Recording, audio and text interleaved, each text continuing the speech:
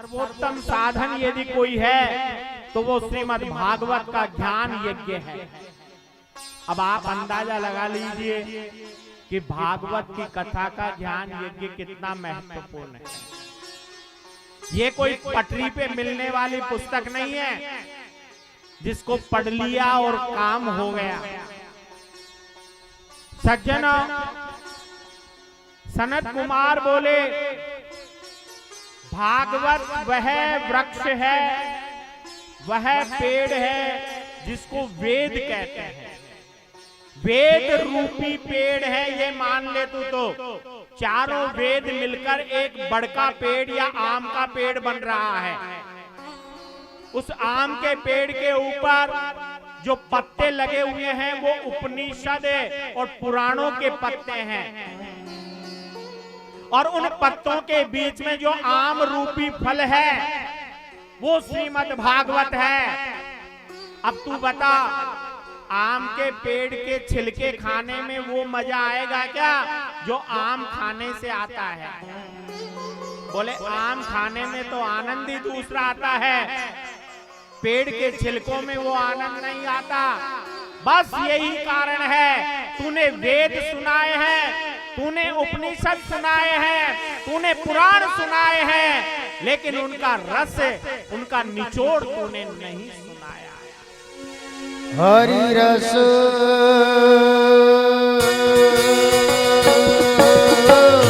दिलो रे सब भाई,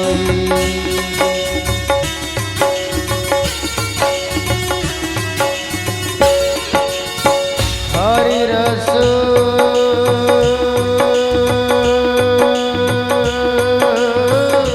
दिलो रे सब भाई।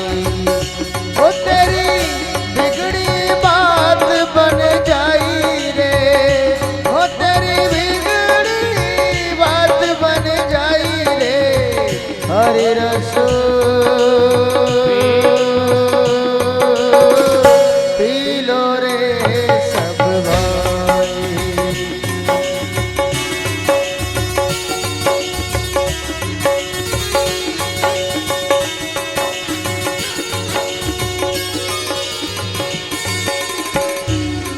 मीठा मीठो सब ही पीवे, कड़वो न पीवे कोई। मीठो मीठो सब ही पीवे, कड़वो न पीवे कोई। एक बार जो कड़वा पीवे, एक बार जो कड़वा पीवे, सबसे मीठो होई रे हरि रस।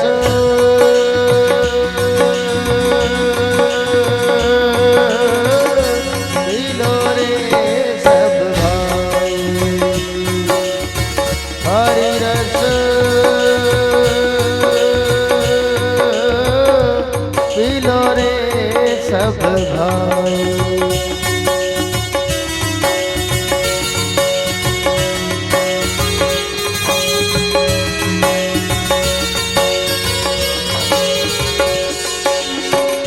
ऊंचा ऊंचा सब ही चाले, नीचा न चाले कोई। ऊंचा ऊंचा सब ही चाले, नीचा न चाले कोई। एक बार जो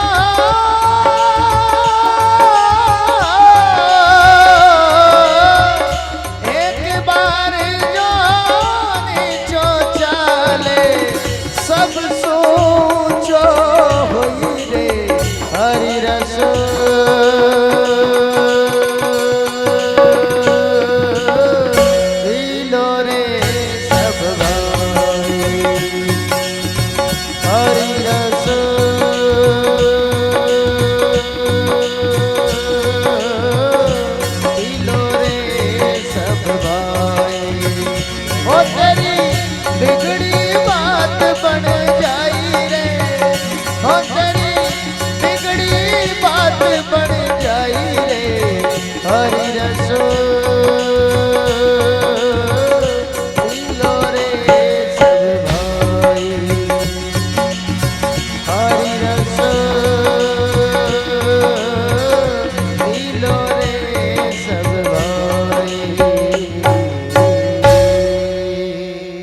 सनत कुमार जी बोले, वेद वृक्ष है, भागवत उसका फल है, वेद रूपी कल्प वृक्ष का अमृत रूपी फल ही भागवत है, और बिना वृक्ष के फल कभी नहीं होता, और जो स्वाद फल में होता है वो वृक्ष में नहीं होता।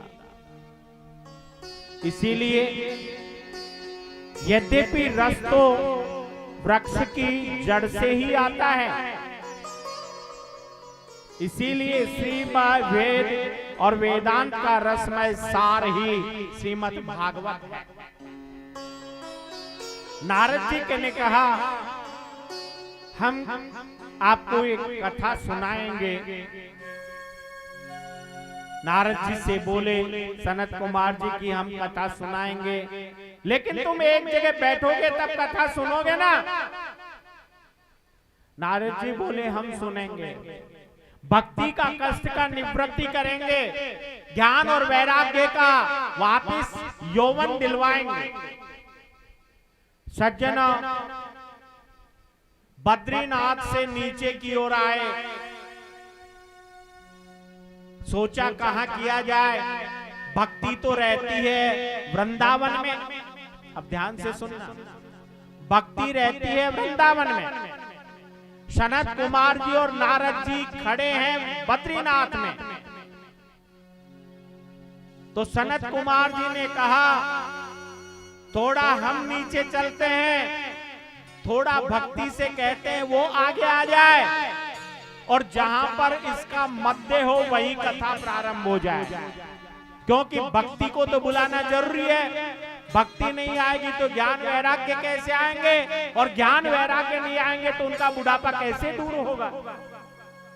इसीलिए बद्रीनाथ से वृंदावन की जो दूरी है ना, उसकी आधी दूर पे ऋषिकेश आता है।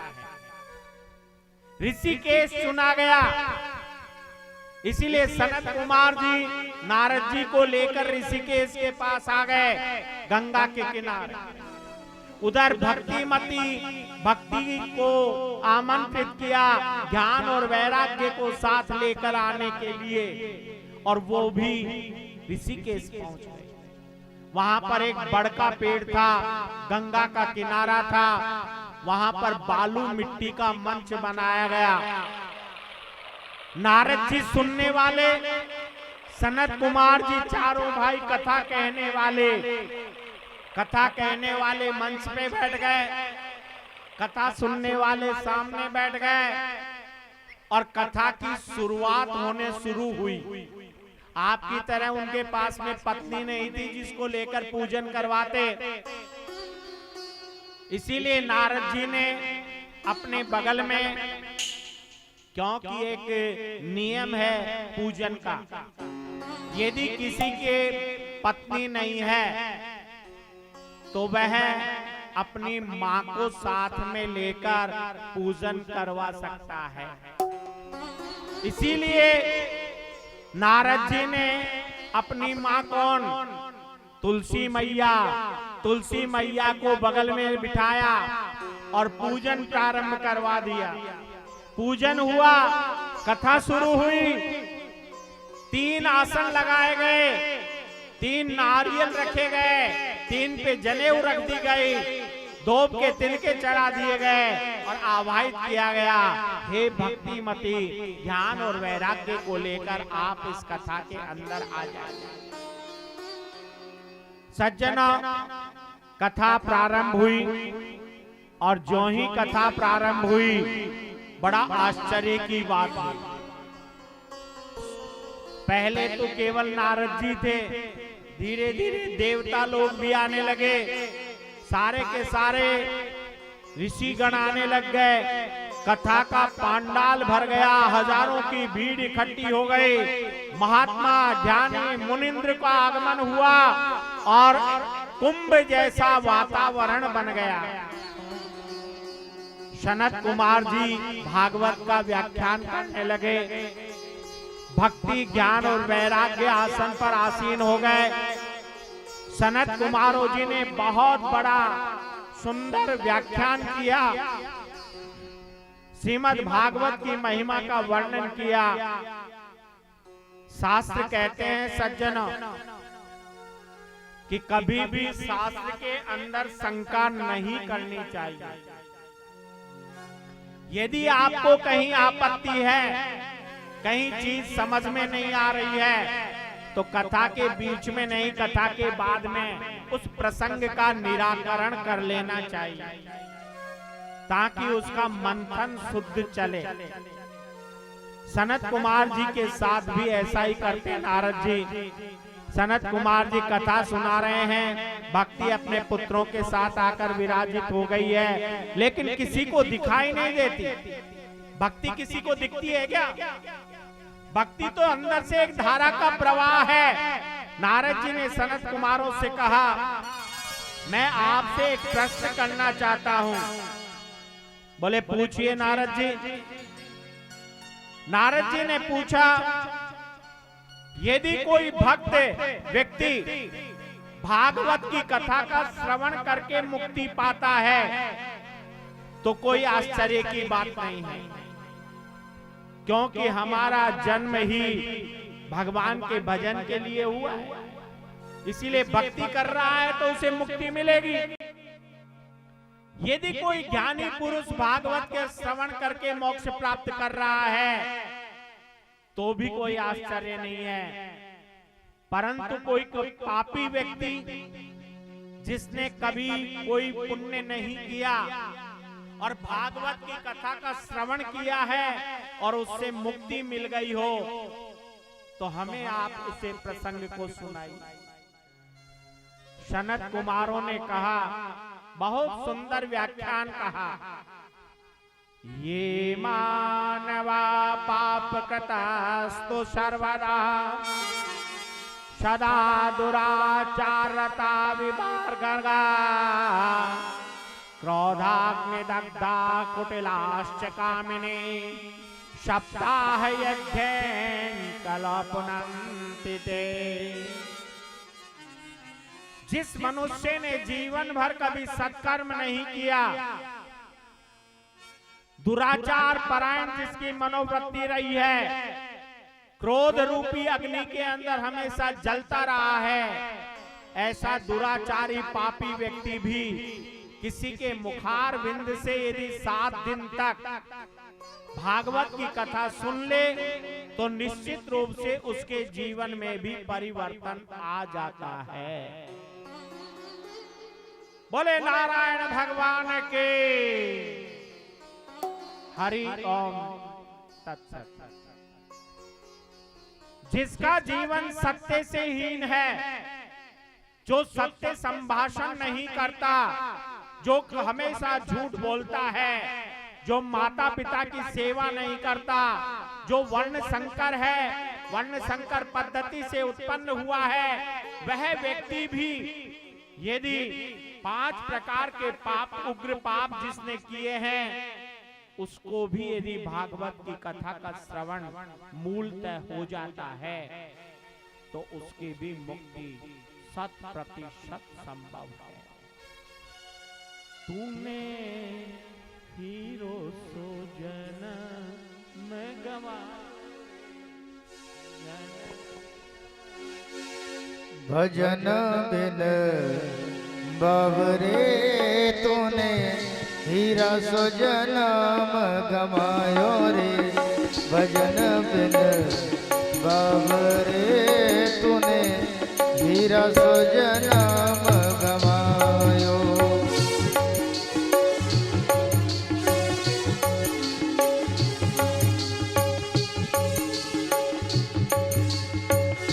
हीरा सो जन्म गमायो रे। हीरा सो जन्म गमायो रे। भजन बिन बाबरे तूने हीरा सो जन्म गमायो।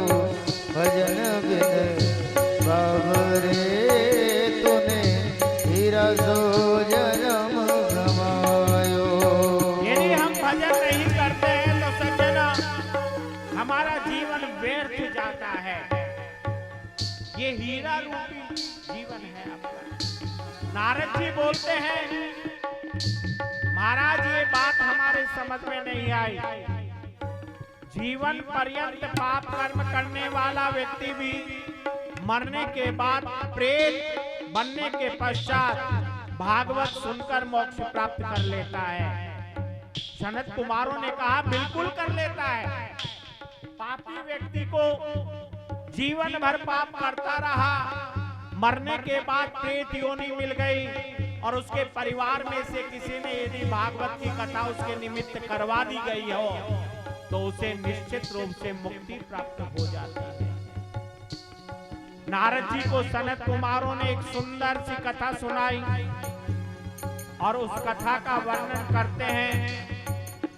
नारद कैसे कैसे प्रेतात्मा व्यक्ति भी भागवत की कथा सुनकर मेरे गोविंद की प्राप्ति कर जाता है। कब हुन आयो संत शरण में, कब हुन हरि गुण गायो, कब हुन आयो संत शरण में, कब हुन हरि गुण गायो। पच पच मरियो बेल की नाई, पच पच मरियो रे बेल की नाई। खाए रहो उठ धायो रे भजन बिन बाबरे तूने हीरा सो जन्म गवायो। भजन बिन बाबरे तूने हीरा सो जन्म गवायो। सज्जना, सनत कुमारों से जब नारद जी ने ये बात सुनी कि प्रेत योनि वाला व्यक्ति भी मुक्त हो जाता है, नारद जी ने कहा हम वो प्रसंग सुनना चाहते हैं। सनत कुमारों ने कहा सुनिए। नारद जी को लक्ष्य करके कहा, तुंगभद्रा तटे पूर्वम उत्पन्नम उत्तमा यत्र वर्णाश्वधर्मेणः सत्ते सत्कर्म तत्परः। तुंगभद्रा नदी के किनारे पर एक सुंदर सा नगर था और उस नगर का नाम था उत्तम नगर। उस उत्तम नगर में वर्ण आश्रम के पालन करने वाले सभी संभ्रांत लोग रहते थे, सभी वर्णों के लोग रहते थे। और उसी नगर के अंदर एक पंडित जी रहते थे। उस पंडित जी का नाम था आंगिरस पंडित आत्मदेव। आत्मदेव नाम का पंडित रहता था। उस आत्मदेव का शाब्दिक अर्थ जानते हो क्या है? जिसने आत्मा में देवत्व का दर्शन कर लिया हो। जिसने अपनी आत्मा में देवत्व का दर्शन कर लिया हो वही आत्मदेव कहलाता है। इसीलिए उनका नाम था आत्मदेव। वे पंडित जी बड़े सुशील थे, परिमित भाषी भी थे, मितव्ययी भी थे, कर्म कांड में प्रवीण थे।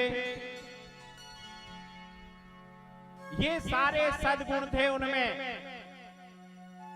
लेकिन जैसे सद्गुण संपन्न पंडित जी थे, उनके विपरीत उनकी पत्नी थी। उतने ही अवगुण उनकी पत्नी में थे। सज्जना, इनकी पत्नी का नाम था धुंधली देवी। इनमें बड़ी भारी विशेषताएं थी। जो भगवान की विशेष कृपा जिस नारी पे होती है ना, उसी में वो विशेषता आती है, अन्यथा नहीं आती। जिस समय भगवान धुंधली देवी में क्या क्या विशेषता थी ये सुन लो।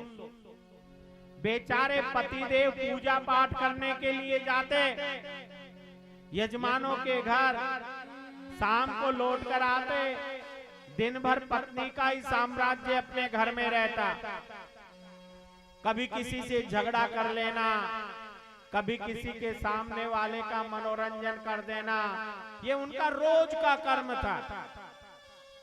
लेकिन जो ही पति देव के आने का समय होता ना, तो वो धुंधली देवी दरवाजे के ऊपर ऐसे खड़ी होती घूंघट लगा के, जैसे बेचारे पति का ही इंतजार कर रही है कि मेरे पति देव कब आएंगे। पतिव्रता नारी की तरह नाटक करती,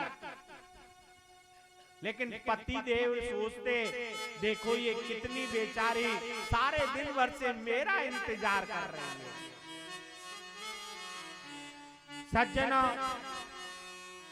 परमात्मा कभी बनावटीपन को नहीं ग्रहण करता। परमात्मा कहता है, आपने रामचरितमानस पढ़ी है तो, निर्मल मन जन सो मोहि पावा,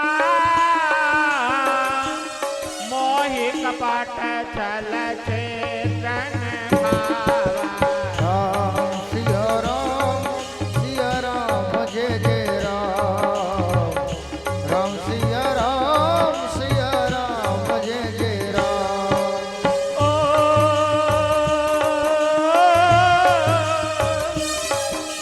मंगल भवन अमंगल हारे,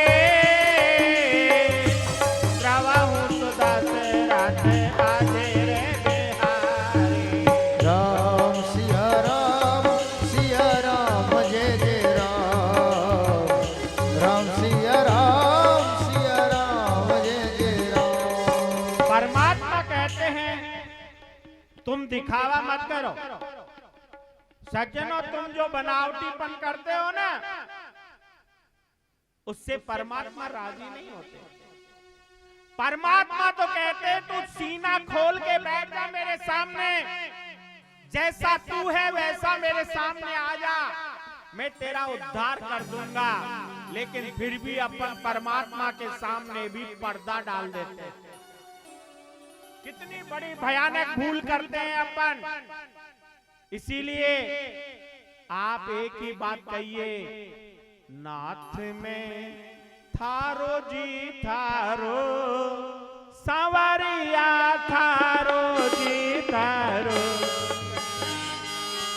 थारो ही थारो, नाथ में थारो ही थारो, नाथ में थारो ही थारो, नाथ में थारो ही थारो। अरे चोको बुरो कुटिल अरु कामी, चोको बुरो कुटिल अरु कामी, जो कुछ हो तो थारो रे नाथ में। थारो ही थारो, नाथ में थारो ही थारो, नाथ में थारो ही थारो, नाथ में थारो ही थारो।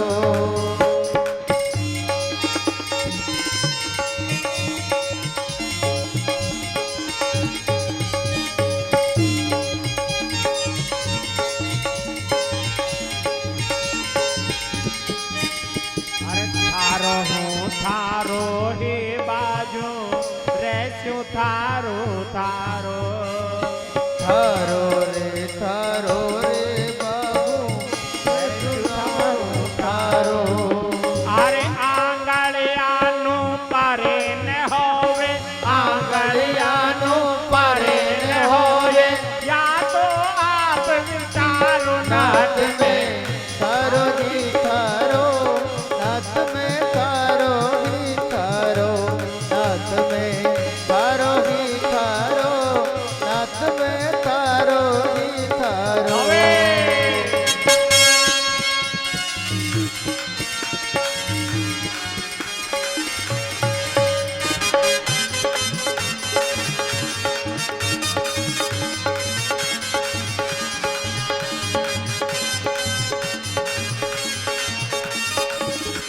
गोविंद कहते हैं, निर्मल मन जन तो मोहि पावा, मोहि कपट छल छिद्र न भावा।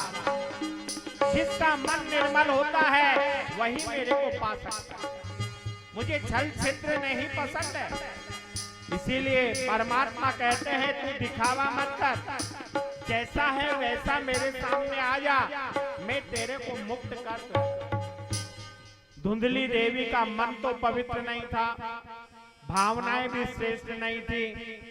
इधर आत्मदेव 60 साल के हो गए, लेकिन अब तक आत्मदेव के कोई लड़का लड़की नहीं हुआ।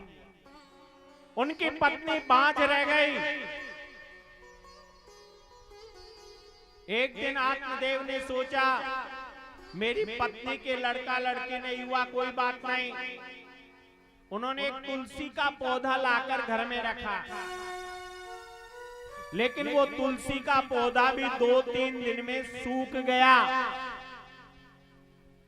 एक गाय लेके आए, वो गाय भी बांझ की बांझ रह गई।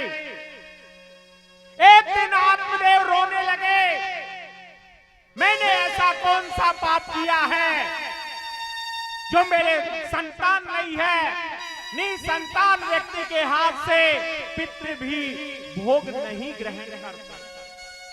क्या मैं ऐसा भी नहीं कर सकता? मैं पितरों का तर्पण नहीं करा सकता? मैंने ऐसा कौन सा पाप किया है? इससे तो अच्छा है भगवान मैं मर जाऊं। मन में मौत का सपना ले लिया, आत्महत्या करने की चेष्टा करने लगे और आत्मदेव जंगल में चले गए मरने के लिए। जो ही नदी में छलांग लगाने लगे मरने के लिए, आत्महत्या करने के लिए, पीछे से एक संत ने उन्हें पकड़ लिया। ठहर जा, कहां मर रहा है? दिखने में तो बड़ा तेजस्वी ब्राह्मण है और रो रहा है। कथम रोदिसे विप्रः त्वं काते चिंता बलीयसे वदत् त्वं सत्वरं मय्ये स्वस्य दुःखस्य कारण। हे ब्राह्मण, रोने का कारण बता, क्यों रो रहा है? क्या दुख है तेरे को? दिखने में तो बड़े कर्मकांडी ब्राह्मण लगते हो, ललाट चौड़ा है, तेजस्वी लगते हो, लेकिन मौत को गले लगा रहे हो, आत्महत्या करने जा रहे हो। आत्महत्या सबसे बड़ा पाप होता है सज्जनों। इसीलिए आत्महत्या का विचार भी नहीं करना चाहिए। आज ब्राह्मण ने कहा, आत्मदेव ने संत से, महाराज मरूं नहीं तो क्या करूं?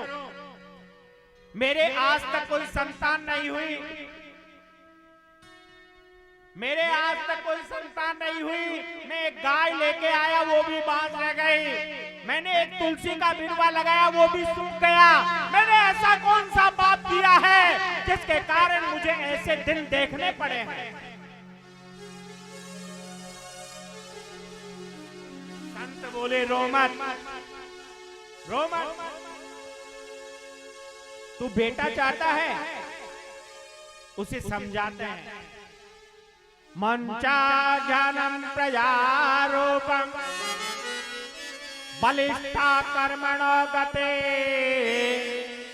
विवेकम तो समासाध्ये त्यज्यम संसार वासना।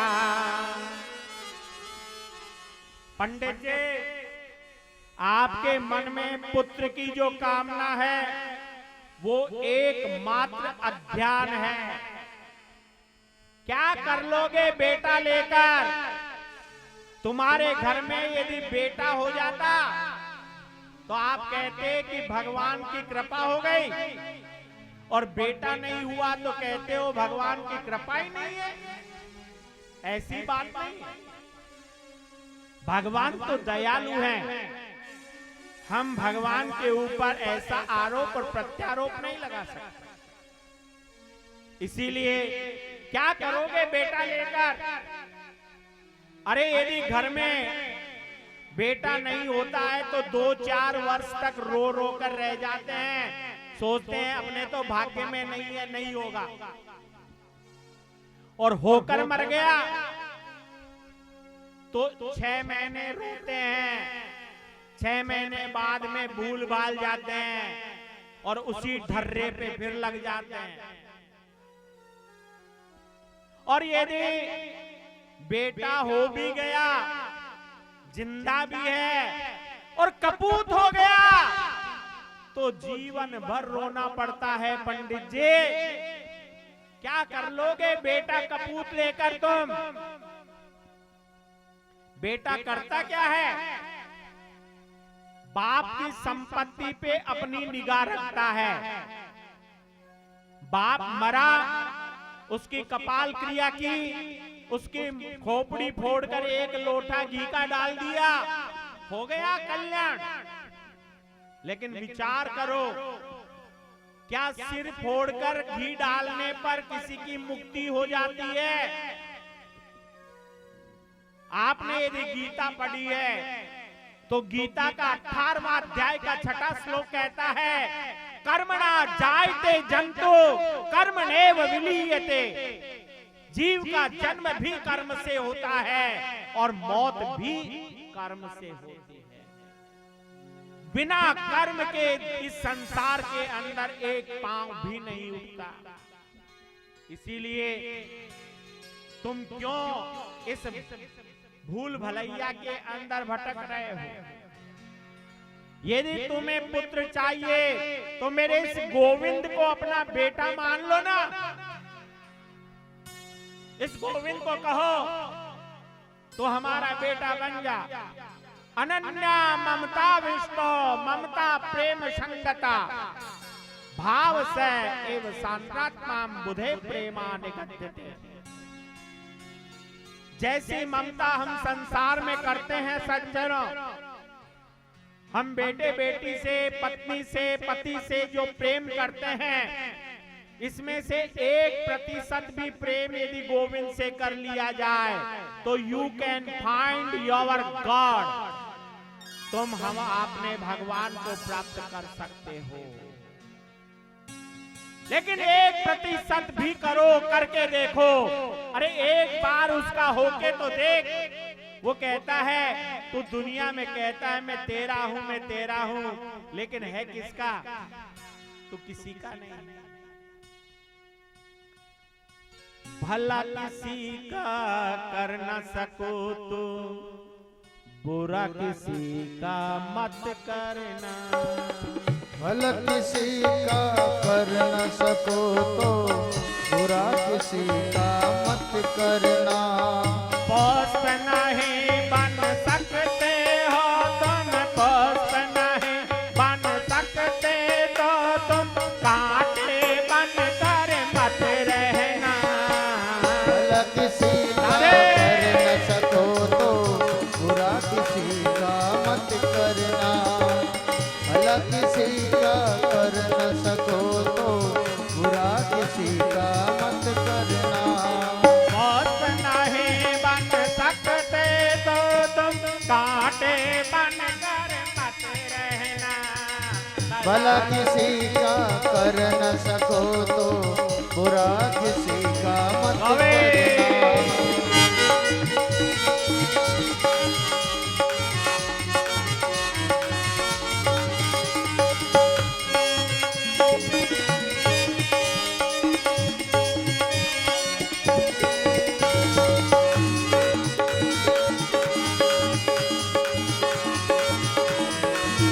अनन्या ममता विष्णु ममता प्रेम संगता भाव से एव सांद्रात्मा बुधे प्रेमा निगद्यते।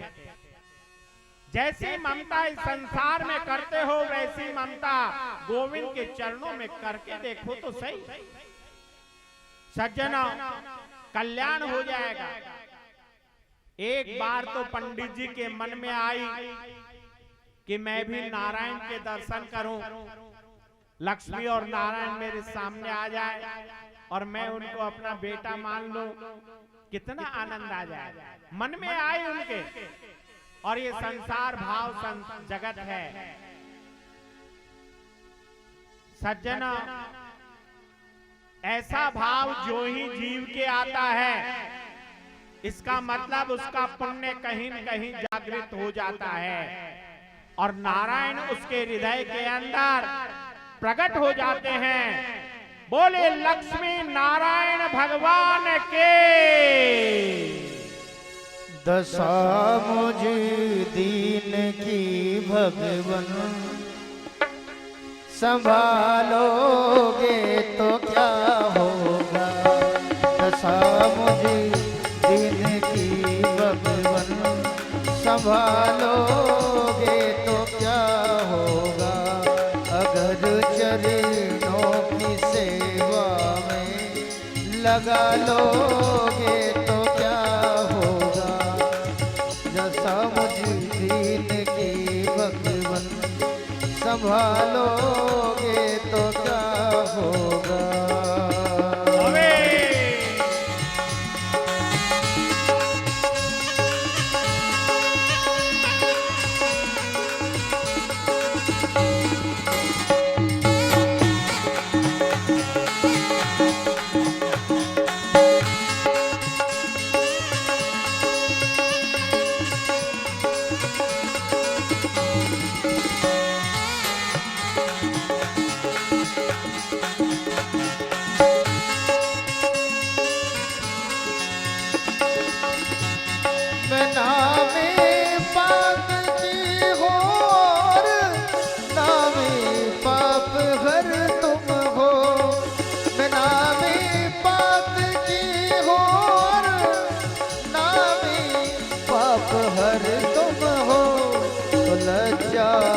दोनों नामों की लज्जा, दोनों नामों की संभालोगे तो क्या होगा।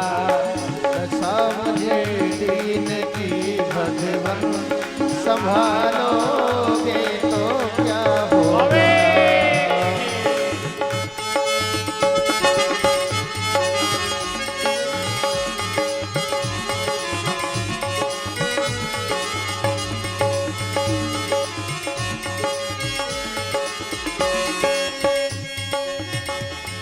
यहाँ सब मुझसे कहते हैं तू मेरा है, तू मेरा है। यहाँ सब मुझसे कहते हैं तू मेरा है, तू मेरा है। मैं किसका हूँ ये झगड़ा तुम, मैं किसका हूँ ये झगड़ा तुम। मिटा दोगे तो क्या होगा। दशा मुझे दीन की भगवन, संभालोगे तो क्या होगा। संभालोगे तो क्या होगा। संभालोगे तो क्या होगा। दशा मुझे दीन की भगवन, संभालोगे तो क्या होगा।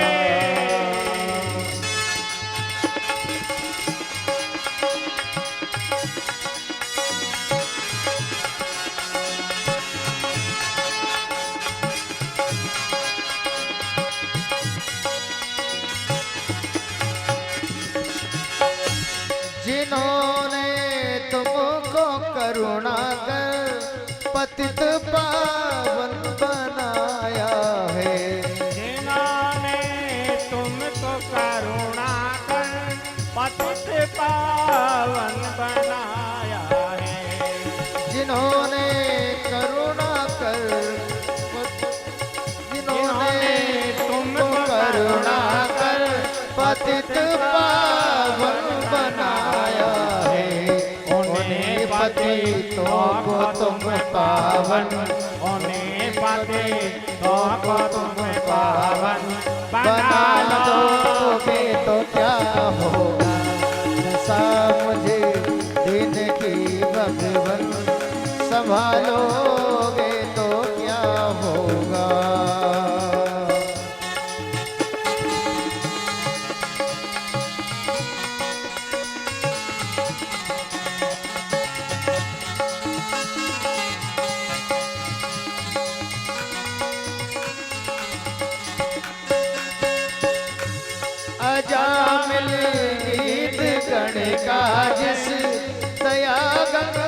गंगा में तरते हैं। अजामिल गीत गणिका गे दया गंगा में तरते हैं। और ऊंचे हाथ कर करके सभी लोग ताली बजाओ भैया। ऐसे गंगा में नहीं तरोगे, खड़े ऊंचे हाथ करके ताली बजा लिया करो। सभी लोग ऊंचे हाथ कर ले प्लीज। सभी लोग ऊंचे हाथ करके ताली बजाएंगे। 1 2 3 4। अजामिल गीत गणिका जिस दया गंगा में तरते हैं, उसी में बिंदु सा पापी, उसी में बिंदु सा पापी मिला लोगे तो क्या होगा, दशा मुझे दिन की भगवन संभालोगे तो क्या होगा। हे श्याम,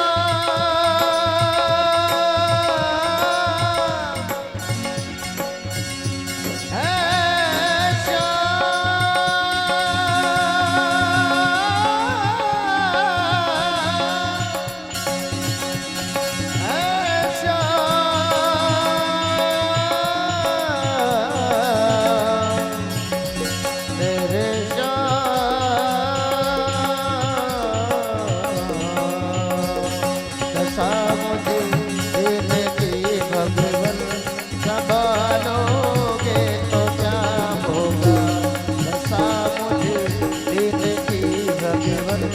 संभालोगे तो क्या होगा।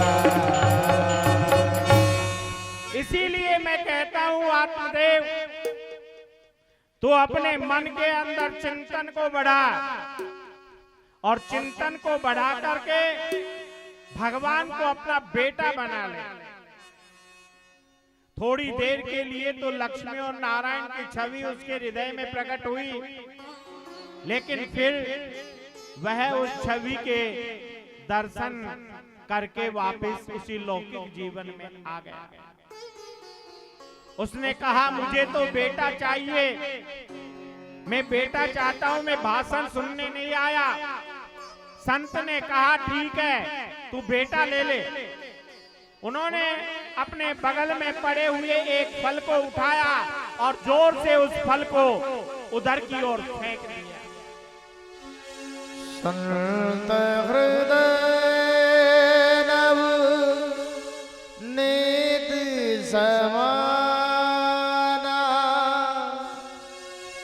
कहाँ कभी न पाए कहत न जाना, निज परिताप द्रवहि नवनीता, पर दुख द्रवहि सो संत पुनीता। संत ने अपने बगल में पड़े हुए झोले में से फल को दिया, कहा ये फल अपनी पत्नी को खिला देना, जा तेरे लड़का होगा। सज्जना उस फल को ले जाकर आत्मदेव बड़े खुशी खुशी अपने घर आए। आकर अपनी पत्नी से बोले देख देख अपना तो भाग्य ही खुल गया, और उस भाग्य को आज जागा हुआ मान एक संत मुझे मिले हैं और उस संत ने मुझे ये फल दिया है, इनको ले जाओ। सज्जना उस संत ने मुझे फल दिया है और उस फल को यदि तू खा लेगी तो तेरे संतान हो जाएगी। आत्मदेव ने वो फल अपनी पत्नी धुंधली देवी को दे दिया, लेकिन धुंधली देवी का मन तो वैसे ही पवित्र नहीं था। उसने सोचा मैं इस फल को खाऊंगे, 9 महीने तक बेटे को अपने पेट में पालूंगे, 9 महीने तक दुख पाऊंगे, मैं तो इस झंझट में पड़ने वाली नहीं हूं। फल तो ले लिया पति से, लेकिन अब क्या करे, उस फल का दिमाग लगाया उसने सोचा कि मेरे पड़ोसन के मेरी जो सहेली है उसके चौथा लड़का होने वाला है, 3 लड़के पहले हैं, 1-2 महीने चढ़े हुए हैं, मैं उससे सौदा कर लेती हूं। वह अपने पड़ोसन के पास गई, कहा देवी तेरे 3 लड़के हैं, तू गरीब है, देख मैं तेरे को 1 लाख सोने की मोहरें दूंगी और तेरे होने वाले लड़के को तू मेरे को दे देना। सौदा तय हो गया 1 लाख मोहरों के अंदर। अब तो धुंधली देवी बड़ी प्रसन्न हुई। 2-3 महीने बाद छोटा सा गुदड़ा बांध लिया पेट के और घूमती, अपने पति के सामने जाती, दिखाती, पति भी देखता मेरी पत्नी तो गर्भवती हो गई, बड़ा प्रसन्न होता। आज 9वां महीना बीत रहा था, उधर वो जो फल था उस फल का क्या किया धुंधली देवी ने, अपने पिछवाड़े जो गाय बंधी हुई थी उस गाय को वो फल खिला दिया। सज्जन और संत का आशीर्वाद कभी व्यर्थ नहीं जाता, चाहे 2 साल बाद फले, चाहे 3 साल बाद फले, लेकिन वो फलता है। आज धुंधली देवी तो गर्भवती नहीं हुई, लेकिन उसकी गाय गर्भवती हो गई। न हुआ, बछिया नहीं हुआ, लड़का हुआ, क्योंकि आशीर्वाद लड़के का था, लेकिन उसके कान गाय जैसे थे। सज्जना, गाय जैसे कान होने के कारण उस लड़के का नाम आत्मदेव ने गोकर्ण रख दिया। इधर धुंधली देवी के भी 9वां महीना हो रहा था, पेट के गुदड़े बांध बांध कर पति को मूर्ख बना रही थी। अपनी पड़ोसिन के लड़का हुआ, चुपचाप रात को लड़का अपने घर ले लिया और गुदड़े खोलकर लड़का रोने लगा। दूध कहां से पिए, बड़ी चिंता हो गई। आत्मदेव को पता लगा मेरे लड़का हो गया। वो कांसी की थाली अपनी छत के ऊपर लेकर चढ़ गए और बजाने लगे। कांसी की थाली बजाते हो ना, मेड़ी चढ़कर थाल बजायो, थाल बजावत बोले 4 कोट धरती रे बाला, एक डंडे बजायो तो 4 कोट धरती रे बाला, एक डंडियो बजायो तू। बाला पाखा बाहर आया, माता बहन सुनावे यो। बाला पाखा बाहर आयो, माता बहन सुनावे यो। मारे कोख सिलारे बाला, मैं तो सकरी घोटे जो। मारी कोख सिलाई रे बाला, मैं तो सगरी झूठी। सज्जना, अपने पतिदेव को मूर्ख बनाया। पतिदेव ने सोचा लड़का हो गया, इसीलिए वो मेड़ी पे चढ़ गई, थाल बजाने लगी। अब लड़के का दूध कैसे पिलाए? इधर पति को कह दिया कि पड़ोसिन के लड़का हुआ था, वो मर गया, उसके स्तनों में दूध है, क्यों नहीं अपन इस बालक को उसका दूध पिला दें। कितना बड़ा मूर्ख बना रहे हैं अपने पति को वो। सज्जनों, आत्मदेव का लड़का बड़ा होने लगा, नामकरण संस्कार हुआ। आत्मदेव ने कहा इसका नाम मैं रखूं, मेरा नाम आत्मदेव, तो मेरे लड़के का नाम परमात्मा देव होना चाहिए। धुंधली देवी ने कहा वाह जी वाह, 9 महीने तो पेट में मैंने रखा और नामकरण आप करोगे? नामकरण भी मैं ही करूंगी। मेरा नाम धुंधली देवी तो मेरे पुत्र का नाम धुंधकारी होगा। सज्जनों, बालक बढ़ने लगे, लेकिन रक्त का प्रवाह तो रक्त का ही होता है। यहां पर उधार की चीज है और उधार की चीज कभी सफल नहीं होती। धीरे धीरे गोकर्ण जो गाय का लड़का था वो तो पढ़ लिख कर विद्वान बन गया और ये धुंधकारी महाखल्लू बन गया, इतना चोर लुटेरा बन गया। गोकर्ण पंडित हो ध्यान, धुंधकारी महाखल। गोकर्ण तो महापंडित बन गया और धुंधकारी महाखल बन गया। व्यभिचारी, कामुक, शराबी, कवाबी, सब अवगुण उसके अंदर थे। सज्जनों, समय बीतने लगा। एक माई के रे दो बेटा, दो नारी करनी न्यारी रे न्यारी, दो नारी करनी न्यारी। एक तोरे राज दरबारा, एक तोरे राज दरबारा, ओ दूजो गलिया में मांगे छे भीख, कर्मनी रेखा न्यारी न्यारी। हे भाई मत दीजो अवधि ने दोष, कर्मनी रेखा न्यारी न्यारी, कर्मनी रेखा न्यारी न्यारी, कर्मनी रेखा न्यारी न्यारी। रे भाई मत दो गुराजी ने दोष, कर्मनी रेखा न्यारी न्यारी। हे भाई मत दो गुराजी ने दोष, कर्मनी रेखा न्यारी न्यारी।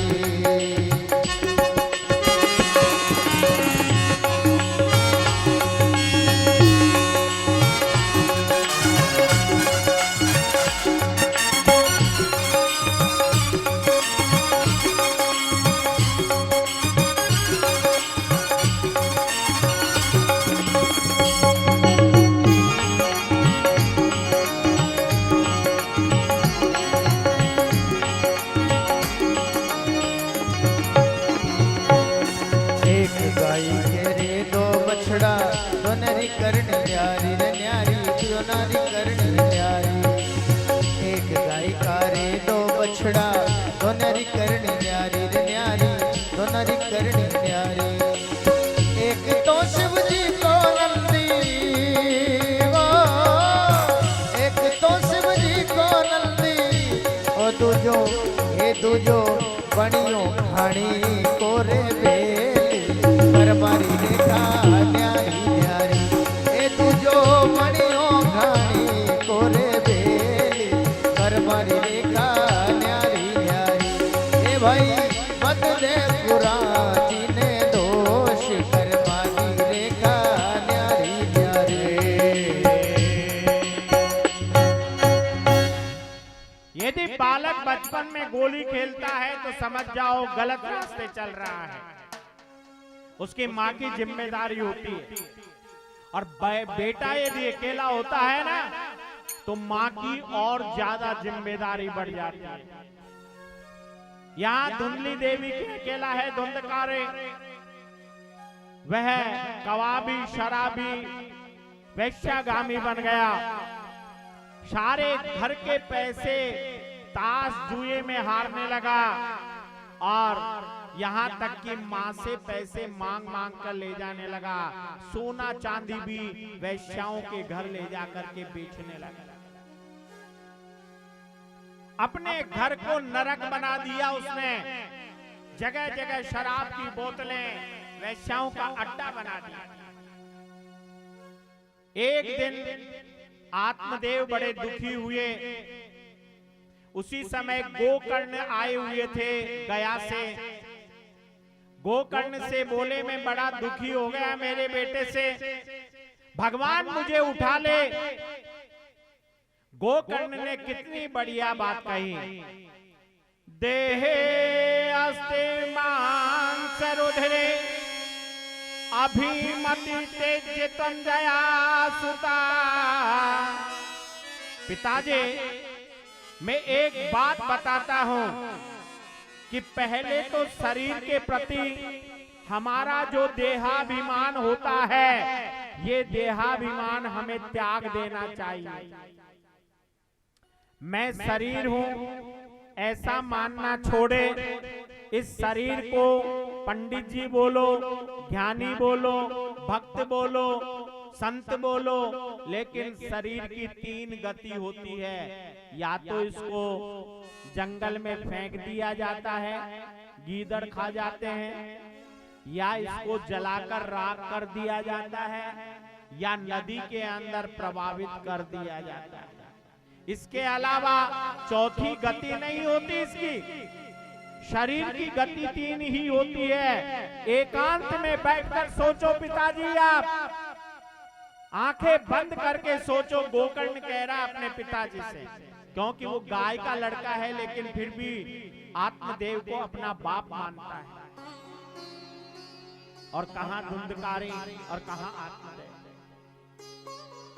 वो कहता है कि यदि आंख बंद करके आप सोचो, मैं यदि आंख हूं